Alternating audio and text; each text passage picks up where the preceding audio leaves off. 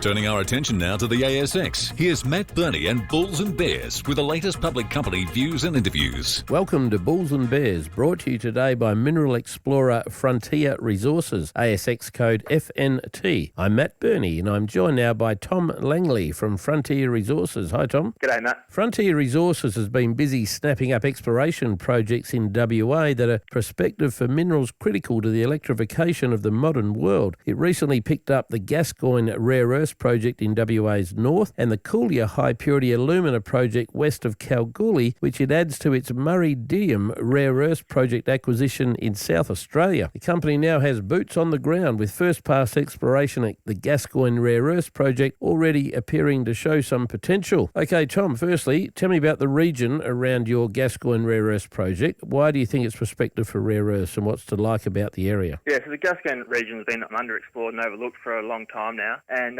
Hastings really bring it to the front with their Yangibana rare earth mine, which is a total of 27 million tonne, 0.9% total rare earth, with one of the highest grade light rare earth components as well. So how far away is Hastings Yangibana rare earth deposit from where you are, and do you consider that you're along strike from that deposit? Yeah, so we had first mover advantage and we've pegged adjacent to Yangibana mine along strike, along key structures, which is, very interesting. Right, you just wrapped up a rock chip program at Gascoigne. I know you've still got to get some samples back from the lab, but what did you learn from that first pass rock chip sampling program? Yeah, it looks highly encouraging by what we've seen today. We've come across an outcropping ironstone, which is typical of the Yangibana mineralisation style. So we've sampled that and sent that down to Perth for assay, expecting results back in the next 2 to 3 weeks. How many assays did you send away? It was a handful to start with. It's just the first pass, so about 11 all up. Okay, what type of rare earths are you looking for at Gascoigne and what are they typically used for? It's light rare earths, and they're typically used in permanent magnets, important for things like for electric vehicles and renewable energy such as wind turbines. What's next for the Gascoigne rare earths project? Where do you take it now in terms of exploration? We're due to commence the magnetic and radiometric survey shortly, and that's going to be really exciting to light up areas of